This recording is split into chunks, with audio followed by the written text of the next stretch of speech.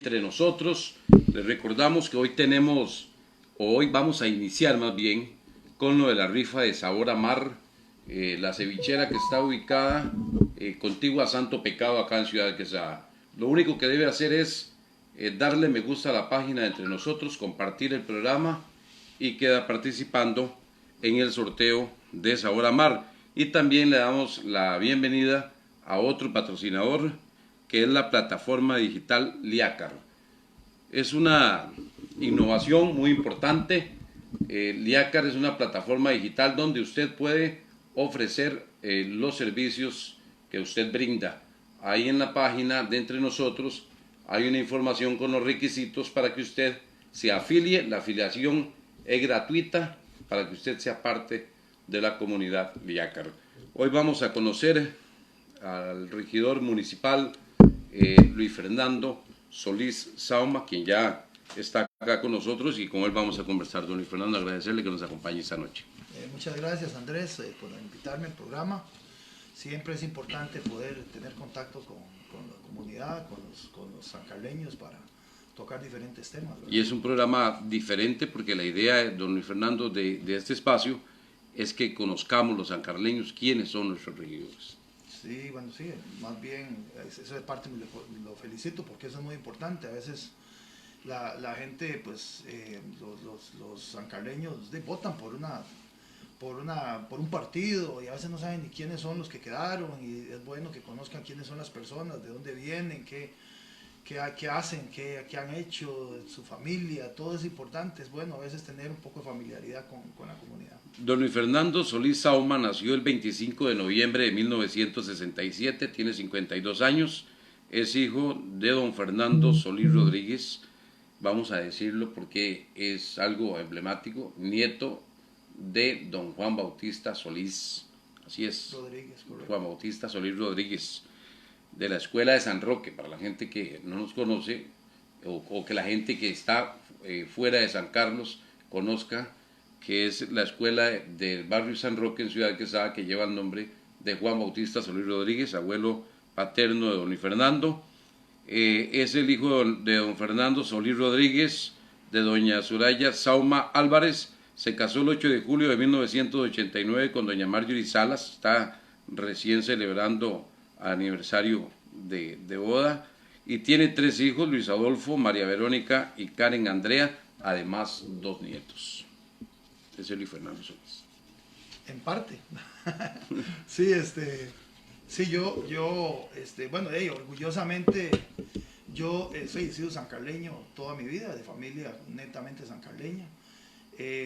Mi papá y bueno, mi abuelo llegó a San Carlos en el año 1914 y vinieron, pues, su familia, los Solís, que todos son muy conocidos, ¿verdad? ¿Procedente de dónde, don Luis? De San Pedro de Poás, ¿sí?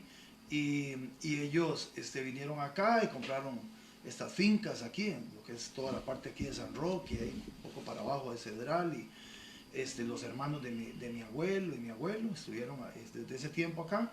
Mi abuelo sí se quedó aquí por toda la vida, y entonces mi mamá, que es más bien mi mamá sí es guanacasteca, ¿verdad? Pero de origen libanés. Mi abuelo es de origen libanés, casado con una guanacasteca.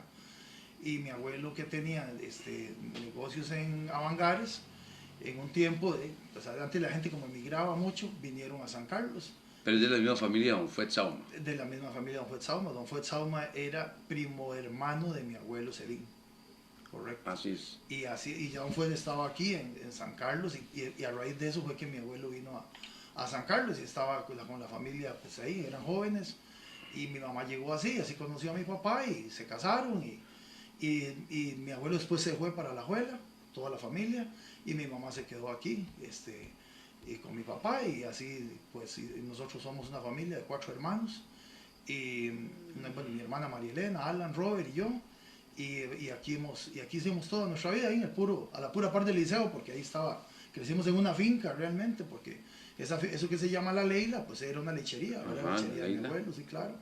Y entonces nosotros nacimos ahí, crecimos ahí. Mi papá tenía un negocio de tractores de oruga, y ya yo me dediqué a estudiar un poco de ganadería, y mis hermanos que se dedicaron a estudiar sus carreras, Alan que es economista, Robert que es contador y abogado, y mi hermana abogada, y aquí nos quedamos en San Carlos todos realmente, y ninguno salió a trabajar o a vivir en San José, y después de ya yo me casé muy joven con mi esposa en el año 89, tenía yo 21 años de edad, y ahí creamos una familia. Hoy día tengo 3 hijos, ya el mayor tiene 31, mi otra hija Verónica tiene 28 y va a cumplir 29 este año, y la menor, Karen Andrea, ella cumplió, hoy por cierto, cumplió 27 años, y nosotros, mi esposa y yo, ayer cumplimos 31 años de casados, y de ahí pues ya tengo 2 nietos, Lucía, que tiene 3 años y medio, y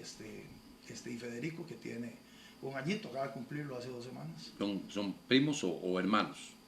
¿Quién? Ellos, los nietos, son de un hijo. La mayor, Lucía es hija de Luis Adolfo, y el menor es hija de la hija menor mía. Bueno, son de 2 hijos, nietos de 2 hijos. Una hija y un hijo, sí. Es que yo recuerdo no sé, recuerdo si fue para una campaña que estaba por nacer uno de los nietos, pero creo que era el hijo. Sí, de Luis Adolfo. Sí. Era para cuando estábamos haciendo todo el trabajo de las distritales, y estaba yo participando para la diputación y esa cuestión, sí, pero en el proceso interno del Partido Unidad Social Cristiana, correcto. Don Luis Fernando, describa así un momento usted quién es Luis Fernando Solís, por qué el activismo, por qué le gusta el activismo, el comunalismo y todo este asunto en lo que usted está involucrado, porque tuvo que ver con la autopista aquella, el tapón de Chilamate y todo eso. Entonces yo quisiera que usted se autodescriba un poco en ese tema. Sí, yo empecé muy joven a trabajar. Yo me gradué de la Escuela Centroamericana de Ganadería inicialmente. A mí como siempre me gustó la ganadería, y nos criamos ahí en esa finca. Entonces, pues yo empecé, mi primera decisión fue estudiar en el Agropecuario Santa Clara. Ahí yo estudié del 82 al 84. Ahí habían profesores de la Escuela Centroamericana de Ganadería que habían llegado a dar clases ahí, entonces nos entotorotaron algunos compañeros, y nos fuimos un grupo a estudiar a la Escuela Centroamericana de Ganadería. Y yo estudié del 85 al 87, pero yo había entrado muy joven a la escuela. Yo entré de 5 años, mi mamá como era maestra, y mi hermana es 1 año mayor que yo, entonces en ese tiempo no era tan difícil la cuestión de las edades y para entrar a clases, y seguro a mami le quedaba un poco difícil, estando nosotros dos tan juntos de edad, prefirió meterme a mí con 1 año antes, y entonces yo salí muy joven de la universidad. Ahí está María Elena Solís Sauma, por cierto, si le manda saludos. Un saludo para mi hermana María Elena. Y entonces nosotros, mi hermana y yo, entramos a primer grado juntos. Ella entró con la edad de 6 años y yo entré de 5. Entonces me gradué muy joven. Cuando yo salí de la escuela de ganadería, yo tenía 19 años. Ese año, terminé ese año, y al año siguiente la cooperativa Dos Pinos me contrató para trabajar viendo fincas y en asesorías a las fincas y todo lo que era la calidad de la leche, y eso, en lo cual yo me pasé, solo en ese trabajo me pasé en Dos Pinos 15 años. Entonces, ahí trabajando, seguí en el tecnológico y saqué la ingeniería. Yo soy ingeniero agrónomo, y después saqué una maestría en administración de empresas. Pero ya en ese tipo de trabajos costaba mucho, digamos, poder participar en otras cosas, porque se está muy ocupado en eso. Entonces, a mí como que me gustaba la política y estar involucrado y andar en cosas comunales. Ahí yo le ayudaba a mi mamá cuando ella era de la Asociación de Desarrollo Integral de San Roque. Entonces ella era de esa junta directiva. Entonces yo era cobrador, andaba cobrando platas, y siempre andaba desde chiquillo en eso. A mí me gustaba como eso, pero nunca lo había explotado porque como que no tenía tiempo. Ya cuando después de que yo pasé en el año 2003, me nombraron a mí de gerente de Dos Pinos aquí en San Carlos. Entonces ya en esa posición administrativa, ya don Jorge Patoni, que era el gerente, apareció el proyecto de tapón de Chilamate, estaba lo de la zona económica especial. Había un vínculo con la zona económica especial y el desarrollo de la zona económica especial con la Dos Pinos. Entonces don Jorge me encomendó ayudarle a ellos, que me metiera dentro de la comisión y que ayudara a desarrollar el proyecto, ¿vale? Un proyecto complicado, pero Dos Pinos participó de esa manera en ese proyecto directamente, aportando, digamos así, en ese caso a una persona que estuviera involucrado. Y así lo hizo el colono con don Salvador Saborío y así, la Cámara de Comercio con William Víquez, y ahí estaba doña Carmen, que era del MAC, pero nombrada en la Zona Económica Especial, y así se formó esa comisión. A partir de ahí, como que yo creo que a mí se me despertó me empezó a gustar esa cuestión comunal de hacer obras. Y estuvimos ahí durante 13 años, eso nos costó a nosotros hacer Tapón de Chilamate, 13 años, desde que empezó la gestión hasta que se terminó y se inauguró. Entonces eso me dio a mí como que me despertó esa cuestión. Yo creo que eso es como una herencia, eso era mucho de mi mamá. En ese entonces que doña Soraya estaba en la Asociación de Desarrollo, ¿usted pensó en algún momento que se iba a involucrar ya grande en algo así? ¿O no? Yo tal vez en ese momento lo que me gustaba, andar ahí hablando con la gente, porque como no va a cobrar, iba y cobraba y hablaba, y mira, aquí está el hijo de doña Soraya. También seguro me gustaba mucho porque me invitaban a comer. Entonces me agarraron a tocar, muchas señoras me invitaban a tomar café. Los refrigerios. Sí, le daban un refresco y todo. Entonces yo andaba contento y en bicicleta haciendo ese trabajo. Y me llamaba la atención. Yo iba a las reuniones, acompañaba a mi mamá. Y entonces, sentado ahí, yo ponía atención ahí a ver cómo era que hacían. Mi papá, después, me acuerdo cuando llegó el tractor, hicieron el plantel de la cancha de fútbol de San Roque. Ese plantel lo hizo mi papá. Y entonces, también, entonces uno como que estaba involucrado con muchas cosas. Y después, sí, estaba muy metido desde pequeño. Mi mamá y mi papá eran del Club de Leones. Entonces ahí yo sí vi mucha obra social. Y yo andaba con ellos, ahí siempre, que iban a una cuestión de una casa o a repartir diarios, a ayudarle a una familia que estaba con algún problema, hacían actividades, y eso a mí me gustaba andar en eso. Pero realmente, cuando yo empecé a trabajar con Dos Pinos, como que todo eso no me dio tiempo hasta que pasó eso. Después de ahí sí me comenzó a llamar la atención de que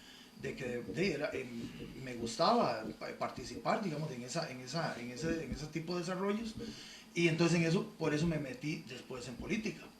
Un día de tantos me invitaron, yo siempre he sido social cristiano, y ahí don Vladimir Arroyo y otros, que estaba el partido un poco alicaído en ese tiempo, la verdad que estaba bastante deteriorado el Partido Unión Social Cristiana, y empezamos a volverlo a levantar, y desde ahí comenzamos a meternos de nuevo y a crecer, y me comenzó a gustar lo de la política, y la verdad que me apasiona, y veo como una gran oportunidad el hecho de poder estar. Yo siempre decía que si uno podía hacer obras como lo hicimos con Tapón de Chilamate, que es un proyecto enorme, un proyecto de 73 millones de dólares, que si pudimos hacer eso sin tener, los que estábamos en la comisión, ninguna injerencia política, probablemente estando en política debería ser más fácil. Entonces yo creía en eso. Entonces digo, bueno, tal vez estando en algún puesto político uno puede hacer más. Ahora pasó el tiempo, seguimos participando, el pueblo sancarleño me dio la oportunidad, bueno, primero el partido, ¿verdad? Porque se hicieron las distritales y me dieron la oportunidad de ir primer lugar en la papeleta de municipales, y el pueblo sancarleño con sus votos y me puso como regidor a mí en esta ocasión. Y ahí estamos trabajando, y de veras veo que sí, que yo sí tenía razón.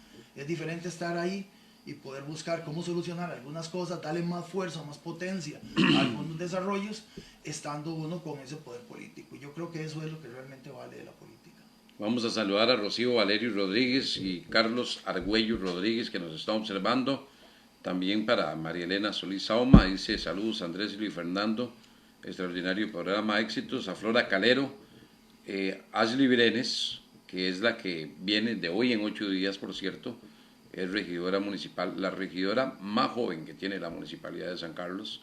José Pablo Rodríguez, otro regidor bastante joven, no tanto como Ashley Brenes, pero está entre los regidores jóvenes y que está para de hoy en 15 días pues, acompañándonos. Para Roberto y Yuset Marín. Roberto y Yuset, es que me parece Yuset Marín, es Yuset Bolaños, que ya estuvo acá con nosotros. Para Luis Eladio Rodríguez González, también el saludo especial. Dice Yuset, un cordial saludo para usted, Andrés, y para don Luis Fernando, compañero regidor que ha llegado a demostrar las ganas de trabajar. Atentamente, Yuset. Para Israel Vallejos, que también nos está observando. Para Patri Madrigal Arroyo, para esa pitaleña, saludo especial. Y para Heiner Picado Aguilar, que también nos está observando, el saludo esta noche, dice María Elena Solís. Un programa que muestra lo mejor de nuestra gente sancarleña, humano y espontáneo, conocer a nuestra gente. Un gran paso para motivar a nuestro pueblo a servir y dar lo mejor de cada uno. A eso es que llegan los regidores municipales, bueno, los que ocupan cargos públicos, a dar exactamente como dice María Elena, lo mejor de cada uno. Usted me imagino que antes de llegar a la municipalidad esperaba que fuera un mejor tiempo, porque les tocó a este consejo municipal, se lo decía yo usted el otro día, les tocó en un muy mal tiempo.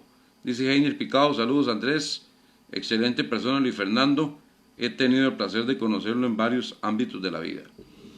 Que les correspondió un tiempo muy complicado porque muchos de esos proyectos que llevaban en sus agendas se postergarán por el asunto de la pandemia. Y desmotivó, en algún momento lo desmotivó el llegar en este tiempo y pensar, por ejemplo, solo que huevado, mejor me hubiera esperado y hubiera llegado en otro tiempo. ¿O no le ha pasado eso por la mente, Luis? Yo creo que también, bueno, antes de contestar la pregunta, primero saludar a todos los amigos que están poniendo esas bonitas palabras y todos los que están escuchando, principalmente, bueno, a todos. Pero Damaris Vargas, que fue parte de su equipo de trabajo. Damaris es una extraordinaria persona. Yo, eso, digamos, esa es la gran ganancia, digamos, de participar en estos procesos. Las personas que uno conoce, que si no hubiera sido por ya estar metido en esto, no hubiera conocido a todas estas personas que son personas extraordinarias. Ahí se da cuenta uno que si de verdad hay una verdadera unión, si los pensamientos de todas estas personas que tienen las mismas ganas y las mismas ansias de hacer cosas buenas por el cantón, se unen, los resultados son increíbles. Yo puedo decir que en este caso yo no diría que el tiempo es difícil, yo más bien prefiero decir que el tiempo es diferente. O sea, las condiciones en las cuales yo llegué a la municipalidad son diferentes a las que yo creía. Eso es lo que veo yo con todo esto que está pasando. ¿Y por qué digo esto? Porque siempre la vida está llena de situaciones difíciles, situaciones fáciles, hay momentos de alegría, hay momentos de tristeza. Eso es lo normal de la vida. Quizás tal vez siempre es bonito como en todo, ¿verdad? Siempre es bonito como dice que se la pongan a uno siempre maduras. Siempre es más fácil, eso es como llegar a usted y que lo nombren a administrar una empresa y que la empresa toda esté bien. Entonces es más fácil, ¿verdad? Porque entonces usted no tiene tantos retos, entonces usted puede dedicarse a hacer tal vez otras cosas y según uno pues, creer que puede hacer algo un poco mejor. Pero a veces las cosas no son así. A mí en la vida me ha tocado siempre estar en situaciones un poco complicadas. Cada vez que he tenido que trabajar en algo o arrancar con algún proyecto, me han tocado proyectos muy difíciles, muy complejos. La verdad es que puedo decir que todos han ido saliendo y han salido bien, porque yo creo que lo primero que tiene que haber lo primero que uno tiene que tener es primero ganas de hacer las cosas bien. Y segundo, pues también ser positivo, en que lo que usted quiere realizar se puede lograr. Definitivamente los planes se fueron al suelo, o sea, nada de lo que planeé, ni en la Partido Unidad Social Cristiana, nosotros, en nuestro plan de gobierno, ni lo que plantearon el resto de los partidos, o sea, todo eso quedó como quien dicen stand-by por ahora, porque la situación que se presenta es una situación demasiadamente difícil, compleja, con un alto grado de incertidumbre, que aunque uno quisiera inclusive proyectar hacer las cosas, probablemente tenga un grado de error alto porque cada día usted se lleva una sorpresa. Hoy es un día de una gran sorpresa. Ver unos 649 casos le para el pelo a cualquiera. Entonces, venimos de hacer una serie con los compañeros del consejo y con el alcalde, una serie de acciones para poder proteger la municipalidad y que la municipalidad no solamente pueda sostenerse por la caída de los ingresos tan fuertes que estamos teniendo, sino que además de eso pueda seguir haciendo obra, porque va a haber que hacer obra de una o de otra manera. Siendo así, pues, se toman unas medidas, pero ya resulta que de pronto viene otra sorpresa más. Ahora dice uno, bueno, ¿qué va a pasar ahora? ¿Qué va a hacer el gobierno ahora? Porque cada vez que pasa una medida, el gobierno toma, o pasa una situación, el gobierno toma una serie de medidas que no estaban programadas.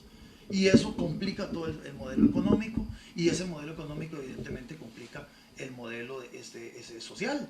Entonces ya ahora nosotros ya no solamente tenemos que pensar en las obras que se van a hacer están en entredicho que se puedan hacer, sino que también hay que reservar plata, porque de pronto vamos a tener que ver cómo solventamos un montón de necesidades sociales que van a ir apareciendo. Entonces, lo que usted me pregunta, tiene usted toda la razón. De todos los planes que nosotros teníamos se quedaron allá atrás.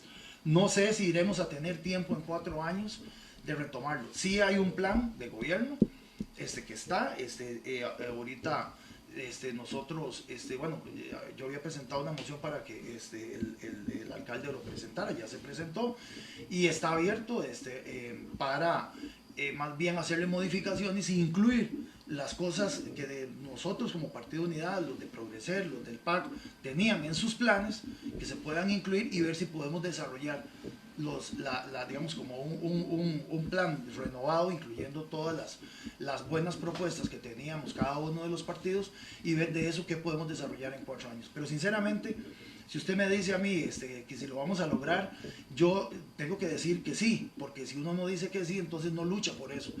Pero el camino es muy duro, es muy difícil con la situación que estamos viviendo en este momento. El que ya a nosotros nos anuncie el gobierno que no nos va a dar un porcentaje bastante alto de las partidas, de las transferencias del 81-14 y transferencias del gobierno. El hecho de que ya nosotros tengamos morosidades que están ya por encima de lo que teníamos el año pasado, y que eso haga que ya los ingresos de nosotros, de la municipalidad, se vean, digamos, afectados en porcentajes bastante altos, pues eso limita absolutamente todo lo que queramos hacer. Pero yo creo que igual, unidos y con gente tan capaz como la que tenemos ahí, y que estamos trabajando en unión, yo creo que podemos lograr muchas cosas. Eso sí tengo la fe de que eso va a suceder.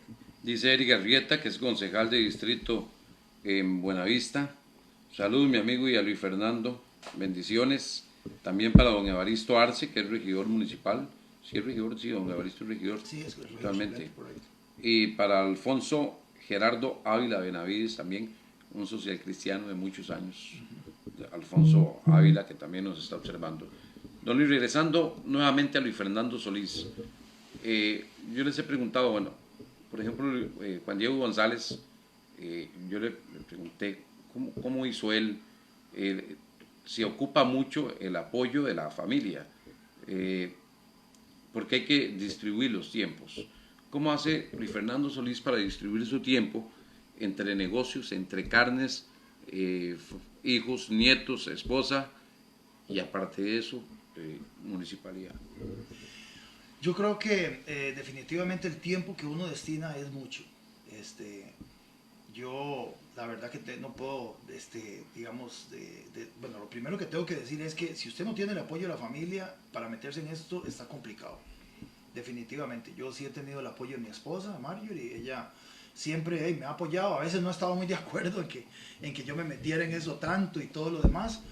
Después, cuando vio pues, que a mí me gustaba y que yo pues, iba tratando de distribuir el tiempo, entonces lo que ella hizo fue ayudarme con algunas cosas para que yo pudiera destinar el tiempo, sobre todo en los tiempos en que hay que hacer política, que hay que sacar tiempo para visitar comunidades.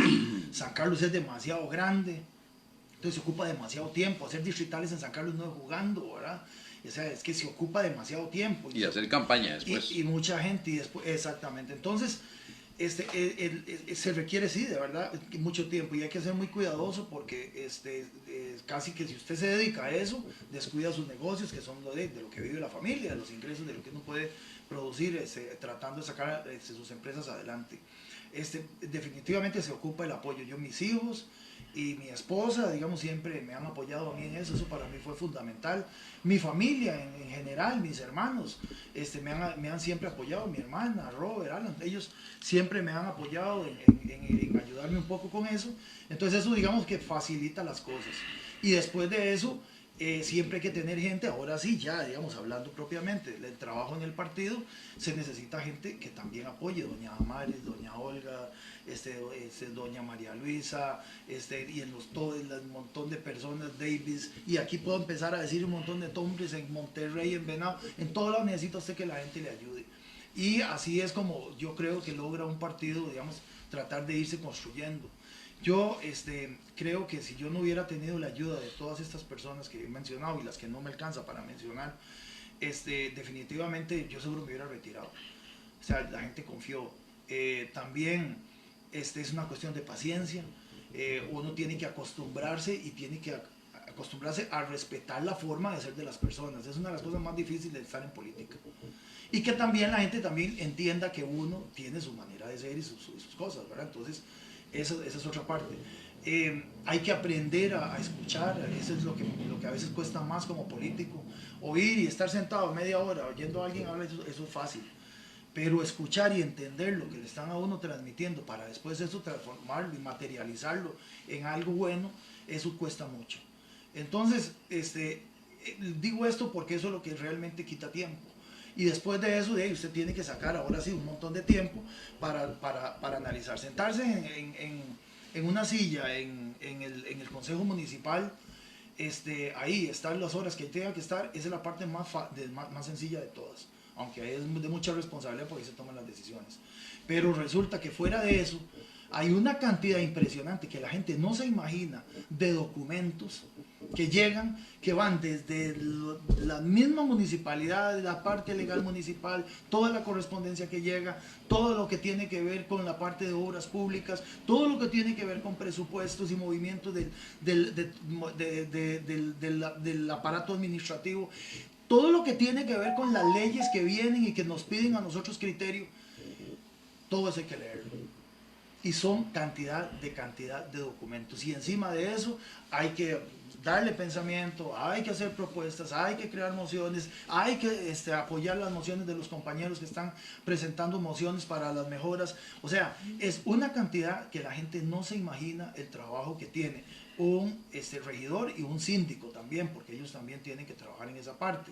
Entonces, sí se requiere muchísimo tiempo.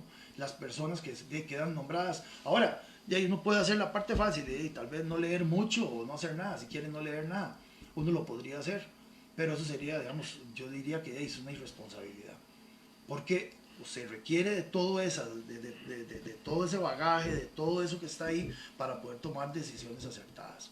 Yo debo decir que nos ha costado, y digo que nos ha costado porque yo veo que todos los demás compañeros se han comprometido en eso, y hemos ido tratando de amalgamar y trabajar, a pesar que estamos empezando. Yo creo que si el grupo continúa por donde va, nosotros este consejo va a generar muchas cosas buenas por el cantón. Y eso es lo que le toca a un consejo. Aquí ya no importa de quién es usted, de qué bandera viene. Yo lo dije al puro principio en mi discurso cuando en el 1 de mayo. Yo dije, nosotros tenemos que guardar las banderas, estamos ante una situación sumamente difícil. Y le debo decir una cosa, lo que yo vi ese día, para el 1 de mayo, cuando nosotros arrancamos, lo que estaba pasando en el país, no es ni siquiera, o sea, es un remedio a la par de lo que está pasando hoy. O sea, la situación se ha ido agravando de tal forma que uno más bien se asusta. Entonces, cuando usted me preguntó antes de que qué sentía, yo lo que siento realmente es una gran preocupación por la gran responsabilidad que se tiene. O sea, en este momento los que estamos en estas posiciones de decisión, de verdad tenemos una responsabilidad sumamente grande. Y ojalá, yo le pido a Dios que nos dé sabiduría para tomar decisiones acertadas, porque las decisiones que nosotros estemos tomando ahora van a repercutir en el futuro. Y el San Carlos que nosotros tengamos dentro de 4 años cuando salgamos, es el San Carlos que nosotros estamos hoy sembrando. Por eso es que tenemos que ser tan cuidadosos como regidores, y por supuesto a la par del alcalde y a la par de toda la estructura de la administrativa de la municipalidad, para hacer algo importante, porque yo creo que el COVID no se va a ir ni en 1 año ni en 2 años. Yo creo que nosotros vamos a tener que lidiar estos 4 años con esa enfermedad y con las consecuencias que nos va a dejar.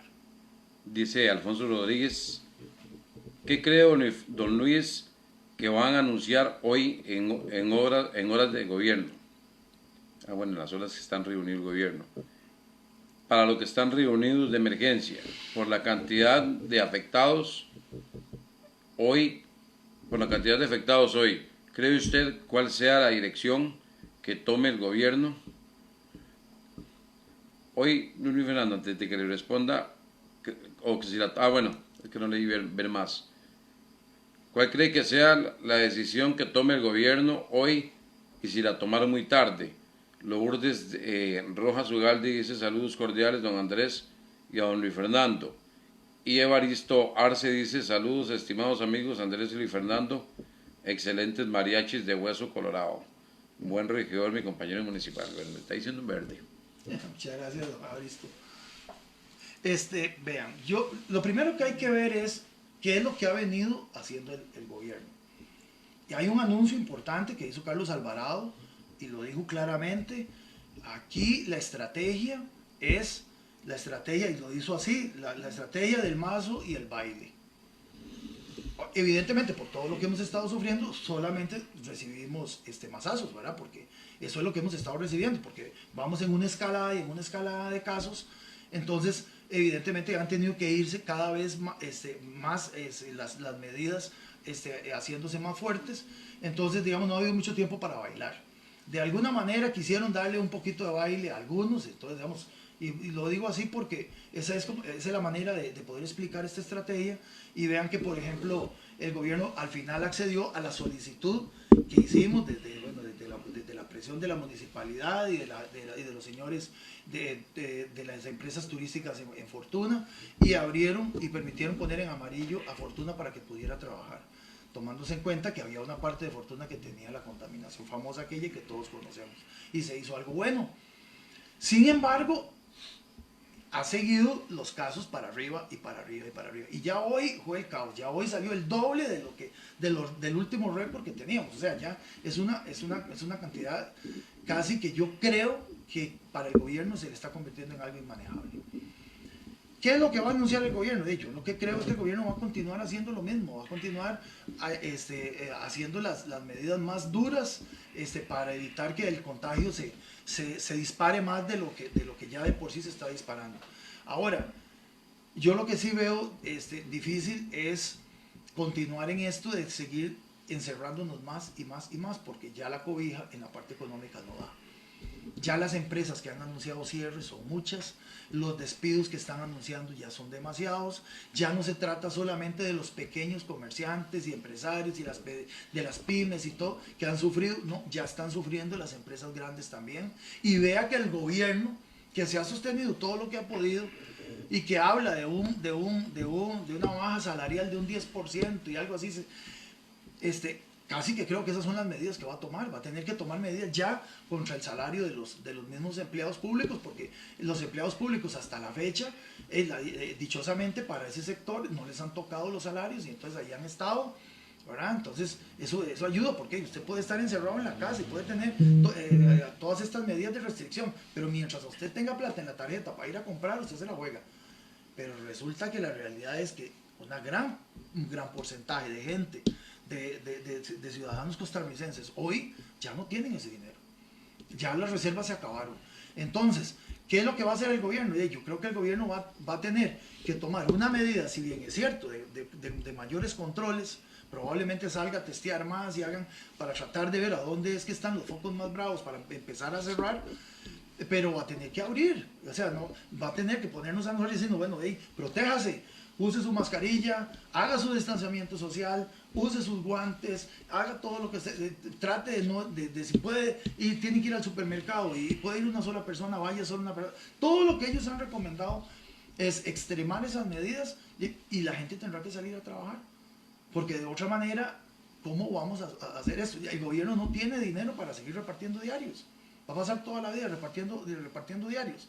Eso no es sostenible. Todas esas medidas fueron medidas esperando a que el resultado fuera que en los 90 días, sí, claro, en 90 días la curva bajara y se acomodara y que todo, y resulta que estamos el doble de peor después de esos 90 días. Y ni siquiera se puede, ni siquiera se visualiza como para cuándo podríamos tener nosotros una solución. Y entonces, siendo así, el gobierno no le va a quedar más que empezar a abrir, y de ahí va a tener que tener más camas, las unidades de cuidados intensivos van a tener que tener una mayor capacidad, van a tener que abrir más, y esa es la situación. Ahora, eso no se está pasando en Costa Rica, o sea, se está pasando en un montón de países en el mundo, ¿verdad? Entonces, esa es nuestra realidad. Triste, pero si nosotros no, y el gobierno no toma las medidas sobre la realidad existente, nos va a meter en un caos peor del que ya de por sí ya estamos.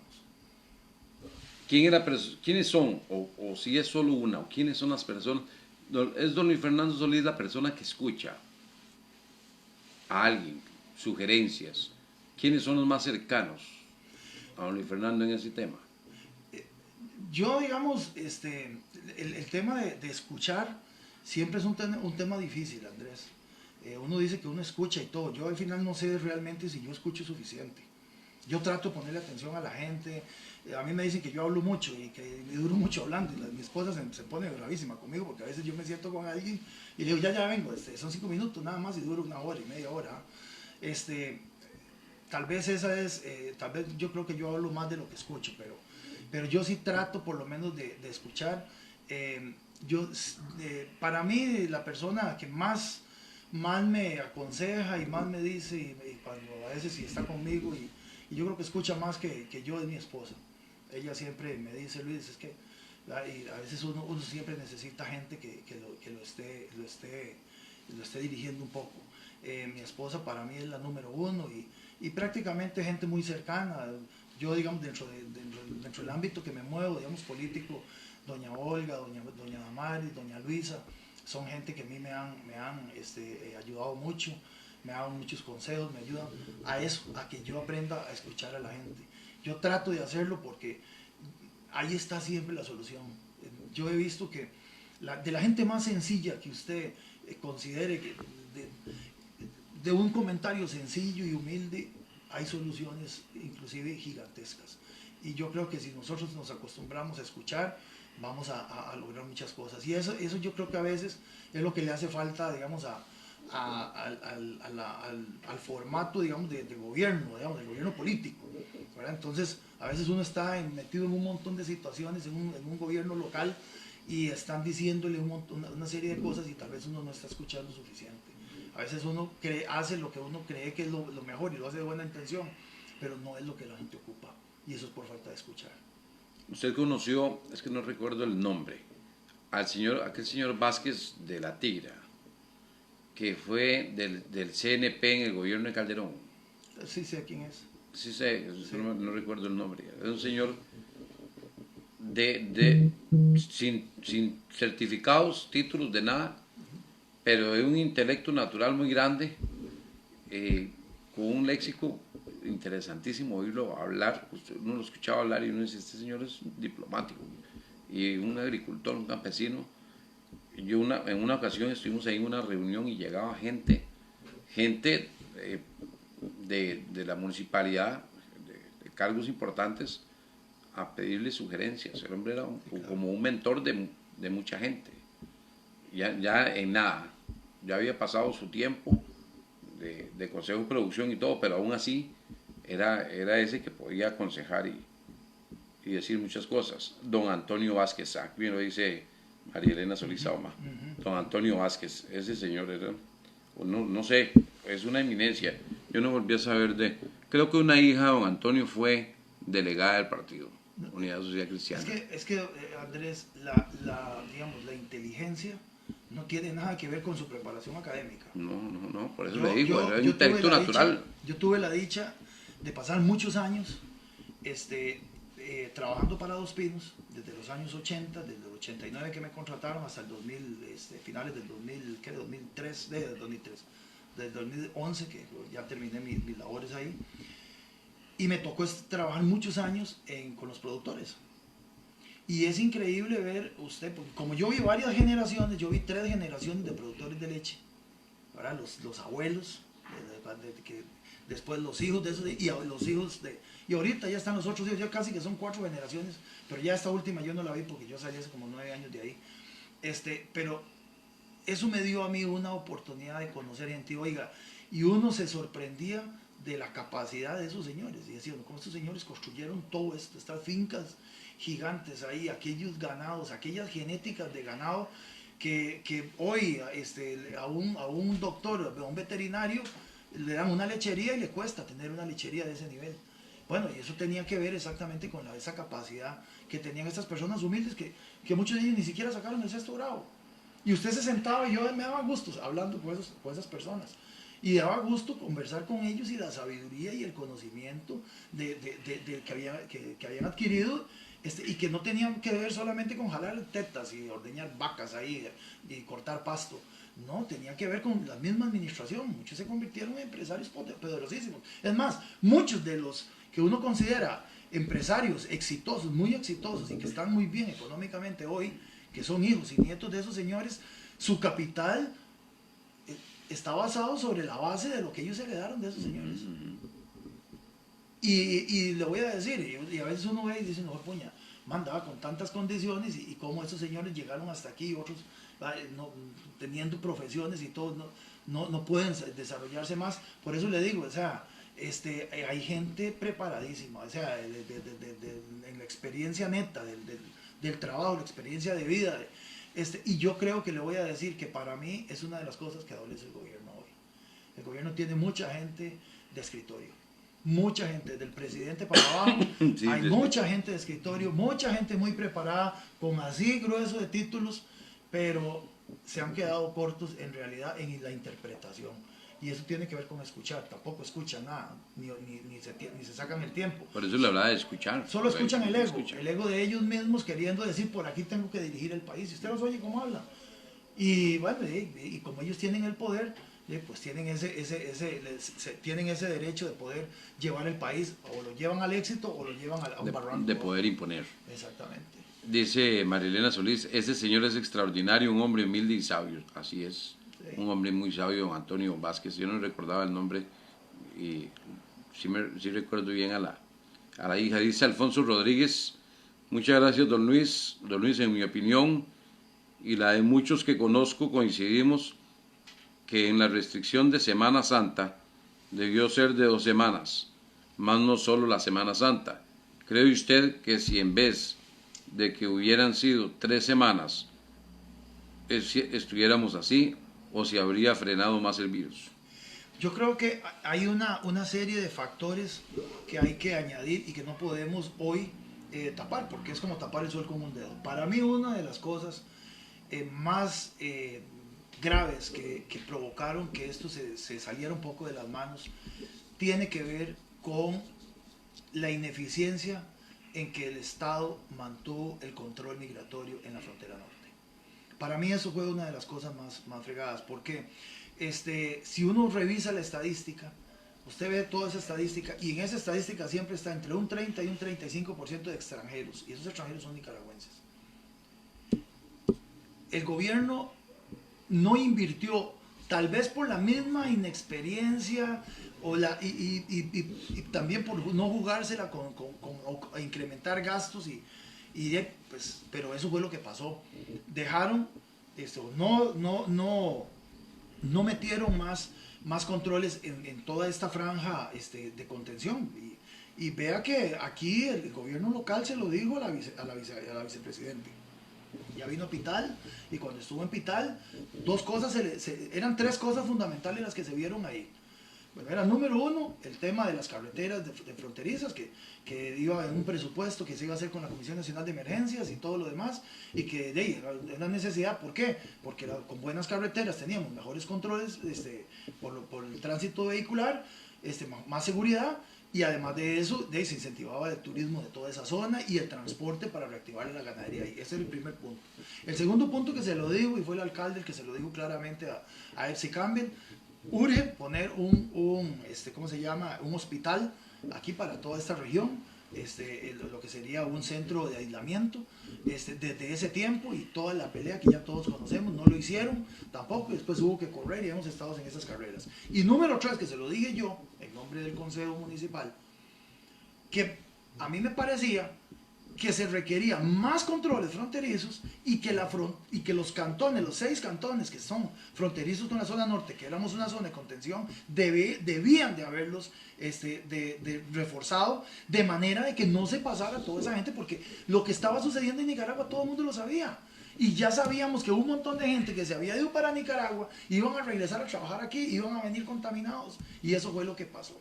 Y todas estas gentes que pasaron aquí, y vea que el contagio se hizo aquí en San Carlos al principio y después se trasladó para la frontera, para la meseta central. El peligro de que se pasara eso a la meseta central es que no es lo mismo que un nicaragüense contaminado esté en el centro de Santa Rosa, en el centro de Los Ángeles de la Fortuna, en el centro de Ciudad Quesada, si se quiere, o en el centro de Aguasarcas, que también tiene mucha gente, Hospital, que esté en el centro de Atillo, o en el centro de Alajuelita, como sucedió, o en el centro de todas esas, que hay unos hacinamientos tremendos donde los nicaragüenses viven en grupos masivos, en espacios muy pequeños, y lógico, entonces la contaminación se vuelve muy rápida, y eso es lo que de por sí la cultura de ellos, ya culturalmente son así. Yo creo que el gobierno trató de tapar en cierta forma la ineficiencia esta. Vea que a nosotros el mismo ministro de Salud quiso culpar a los empresarios y que esto, y vea que San Carlos realmente aparece con pocos casos para la cantidad de casos que está pasando.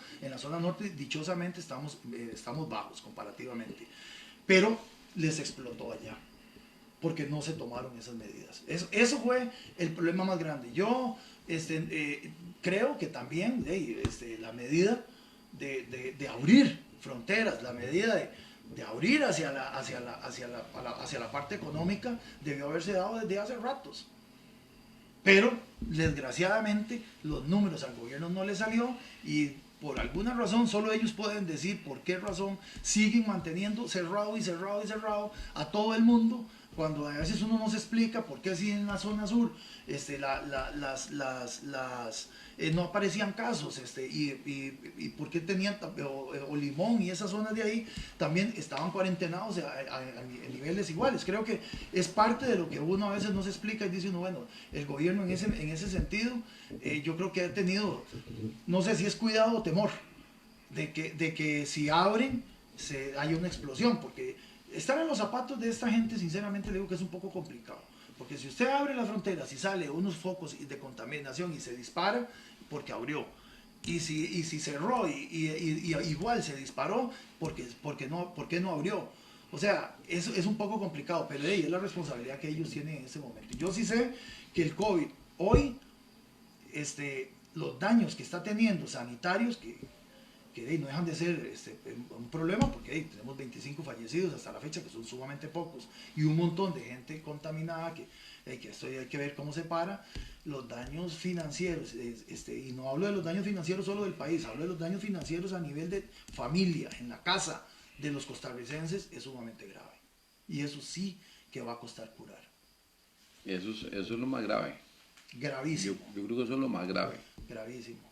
Porque vea, es que Andrés, si ya este país con 12% de desempleo ya estaba sintiéndose estresado, en este momento la tasa de desempleo anda por encima del 20%. Si hay un montón de gente desempleada que no está siendo, digamos, estadísticamente tomada en cuenta como desempleada, pero ya están desempleados. Y esas empresas no van a abrir. Y si abren con la mitad del personal. Hay un montón de gente que estaba empleada de manera temporal y que tenían 2 años, 3 años, no tenían una plaza fija, pero estaban temporales, pero tenían trabajo. Hoy no lo tienen. Eso es grave. Y lo peor es que eso a mí sí me preocupa, es la parte de la seguridad alimentaria. A uno le preocupa oír cifras a nivel internacional, por ejemplo, decir que, por ejemplo, las producciones, digamos, de maíz o de soya, de diferentes cultivos a nivel mundial, arroz, frijoles, han disminuido, es peligroso. Imagínese usted que todo en este país, todos los cerdos, los pollos, las vacas, todos comen puro maíz importado y harina de soya importada. Todos los concentrados son hechos con materia importada. ¿Usted cree que Estados Unidos, si se le baja la producción ¿Usted cree que Estados Unidos va a dejar salir el maíz y la soya y los destilados de maíz y el sorgo y todo lo que viene para Costa Rica y toda Latinoamérica? No lo va a dejar salir. Va a cerrar sus fronteras. Se deja eso para la producción de ellos y alimentar a su gente. ¿Y qué vamos a hacer nosotros aquí? ¿Qué le vamos a echar a los pollos? Los pollos solo comen concentrado. ¿Dónde están los maizales aquí en Costa Rica para alimentar los pollos y las polleras de este país? Las chancheras de este país. La ganadería de leche, que consume cualquier cantidad, y la ganadería de carne también, pero la ganadería de leche específicamente. Imagínese usted que eso sucediera, sería un caos peor.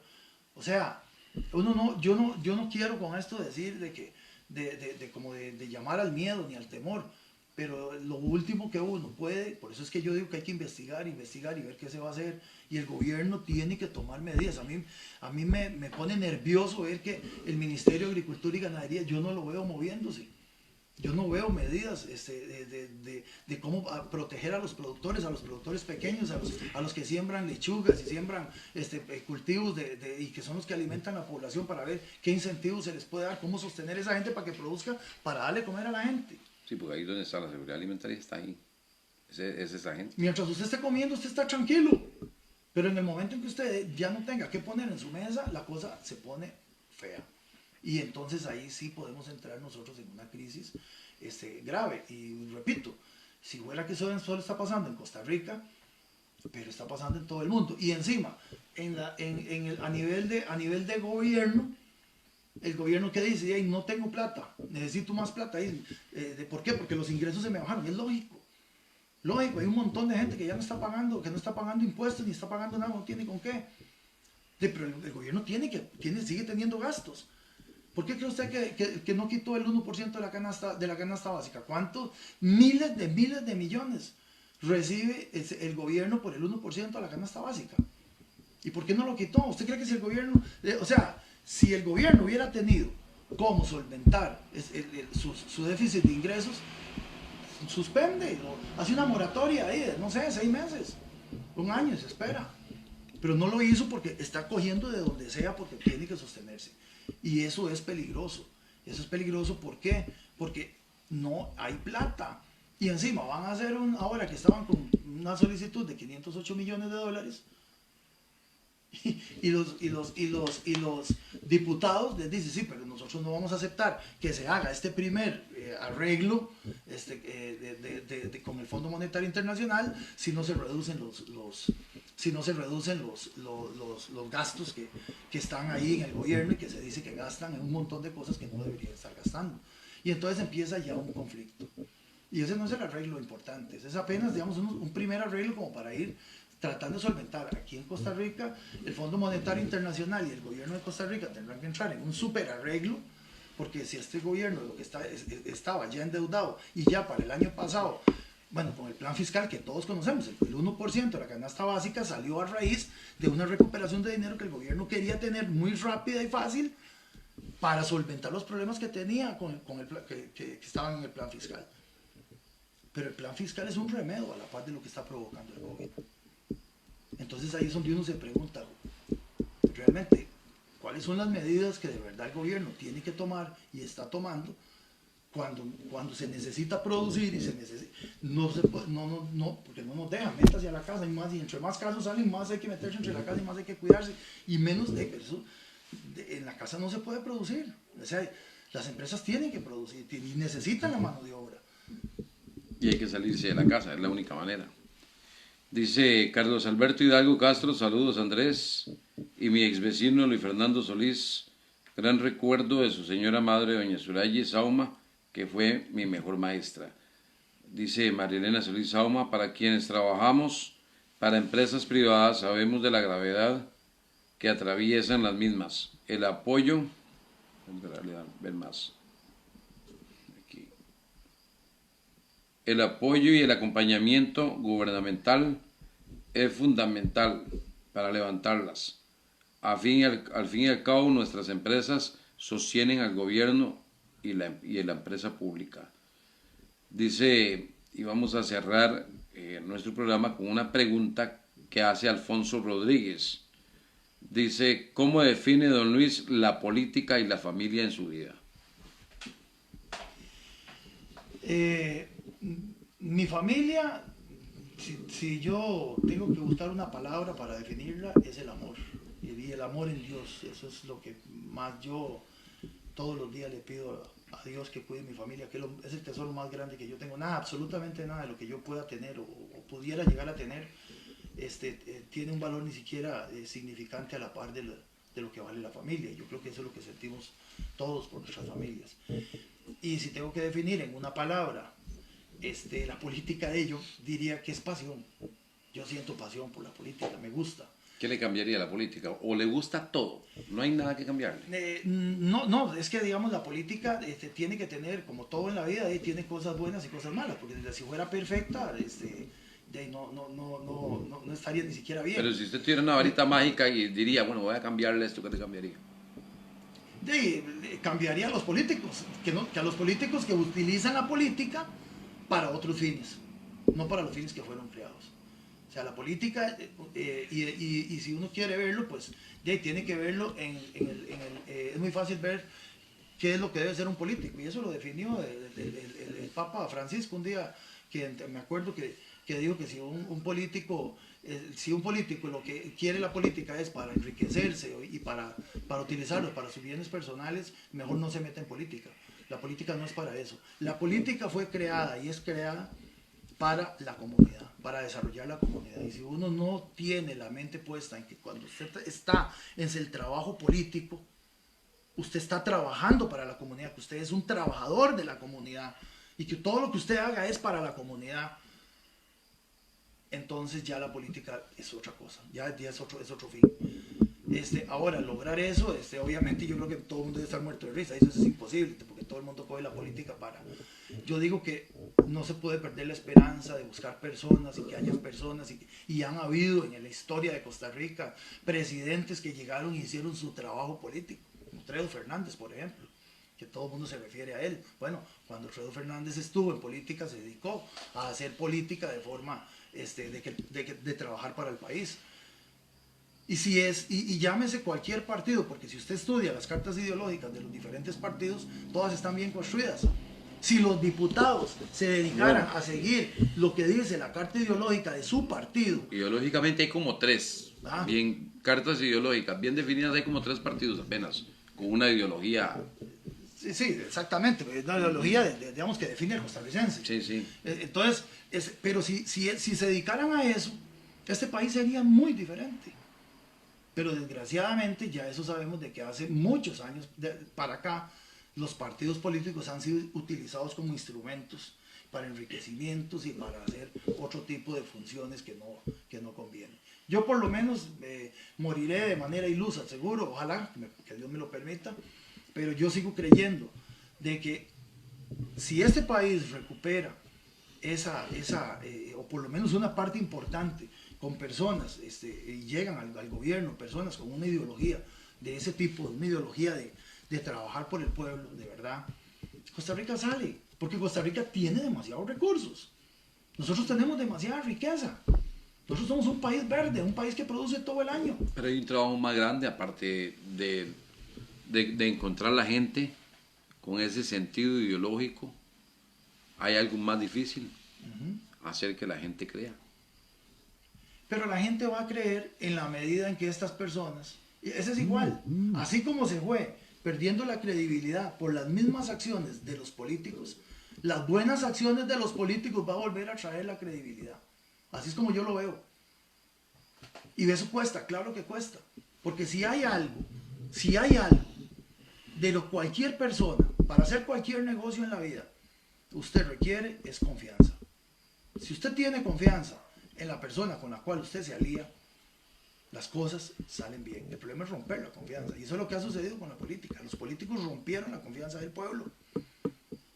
¿O es que lo del pueblo puso a Carlos Alvarado y no confió en que Carlos Alvarado y su gente podía sacar adelante este país?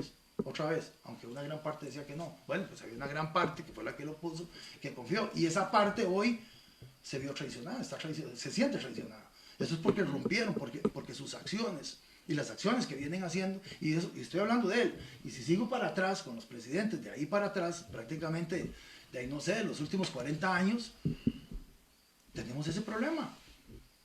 de que le rompen la confianza al pueblo porque hacen otra cosa que no va apegado a lo que el pueblo necesita, a lo que el pueblo quiere, a crear una verdadera justicia y repartir la riqueza como debe ser.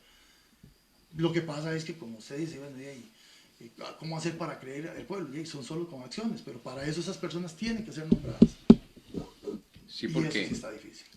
vamos a tener que sentarnos a conversar de su partido, porque estamos a dos años, poco más de 2 años creo, y un día de estos conversaba con un amigo que es liberacionista y hablábamos de eso, de qué líderes hay, y nos pusimos a ver ahí a pelotear, y yo no veo ninguno de hecho de la unidad.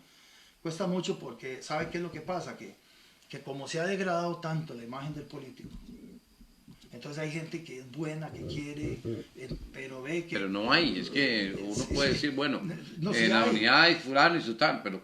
no, sí hay, pero no participan. El problema es que no quieren participar, porque no se quieren involucrar.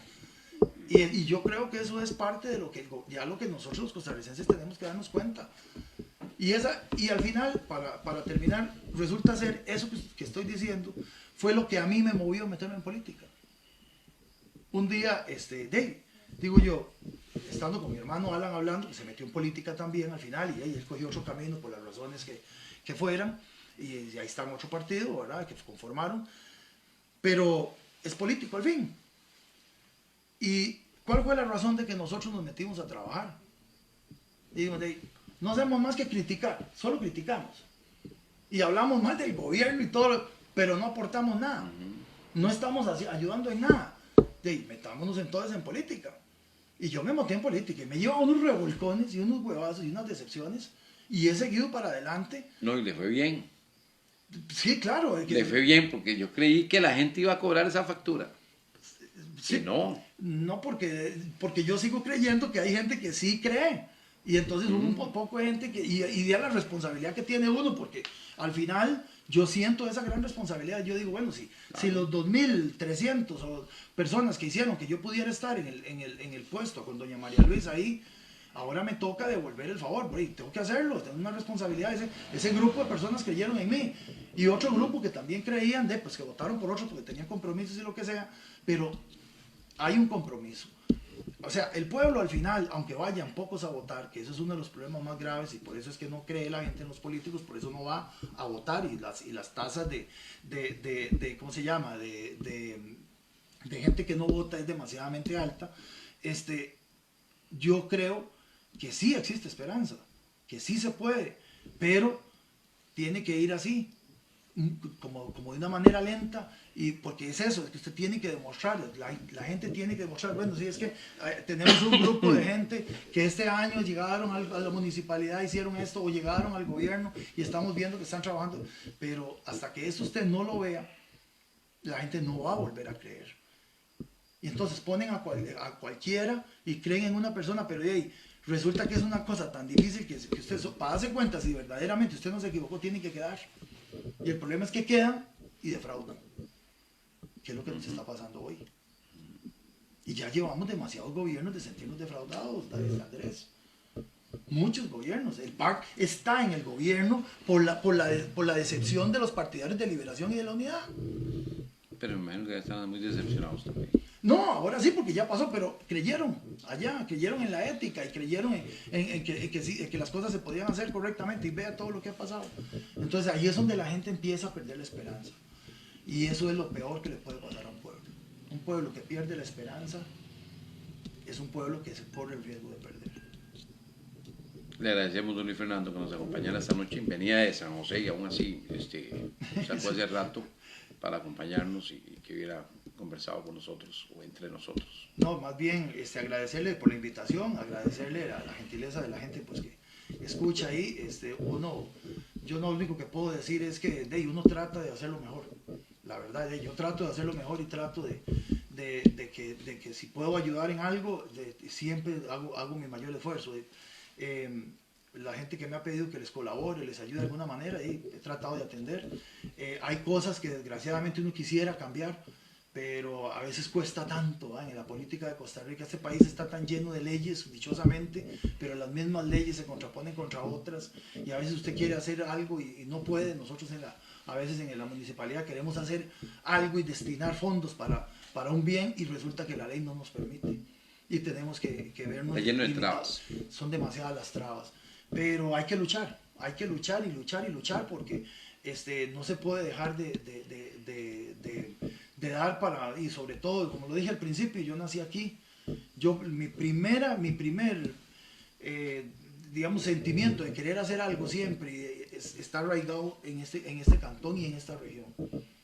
Yo siempre lucharé por este cantón y por esta región, y cualquier cosa que podamos, en lo que uno pueda ayudar, lo haré, porque es una deuda. Yo tuve suerte, como la tuvo usted, y la tienen todos los que están oyendo y todos los que estamos acá. Nacer en San Carlos es un privilegio. Este cantón, es que hay que sentarse a ver los demás cantones. Hoy hay que ver cómo se mueven los presupuestos de los cantones para que usted vea lo que significa el cantón de San Carlos. Es un privilegio, y hay que darle muchas gracias a Dios que nos permitió nacer. Y si aquí nosotros hoy tenemos una casita, un terrenito, una finquita, y estamos arraigados aquí, oiga, eso hay que darle gracias a Dios todos los días, porque lugares como este yo creo que son muy pocos a nivel en el mundo que existen, con las condiciones, la potencia económica. Aquí se pueden hacer tantas cosas, pero está en nosotros que queramos hacerlo. Somos nosotros los que hacemos la diferencia. Así es. De hoy en 8 días estará Ashley Brenes, que es la regidora municipal de menor edad, y con ella vamos a conversar de hoy en 8 días. De hoy en 15, José Pablo Rodríguez. Y le vamos a invitar a que durante esta semana, hasta el próximo jueves, le den compartir y me gusta a la página de Entre Nosotros y a la de Sabor a Mar, porque de hoy en 8 días será el sorteo de las rifas cortesía de Sabor a Mar. Y también, si usted ofrece servicios en lo que sea, ya sea en limpieza de casas, de oficinas, lavando carros, de jardinería, de fontanería, de carpintería, de todo, puede ingresar a la página de Entre Nosotros. Ahí va a encontrar los requisitos para que sea parte de la comunidad Liacar. Ahí se puede afiliar. Liacar es una plataforma digital. Ellos buscan los clientes. Es como decir la plataforma Uber, para que la gente lo tenga un poco más claro. Lo único es que, por ejemplo, si yo soy un carpintero, me afilio a Liacar, no hay que pagar ninguna afiliación. Ellos son quienes consiguen ese cliente y le asignan a usted ir a hacer el trabajo a ese lugar. Obviamente, usted marca a la hora de afiliar, usted dice, bueno, qué días quiere trabajar, en qué horarios quiere trabajar, o si todos los días, todo el día, y ellos buscan el cliente, y usted lo único que debe hacer es ir y trabajar con excelencia, porque detrás tiene una marca muy responsable que no puede quedar mal. Así que léase los requisitos en la página de Entre Nosotros y afíliese a Liacar para que sea parte de esa comunidad de plataforma digital que tiene el empleo que usted debe realizar. Nos encontramos en 8 días. Buenas noches.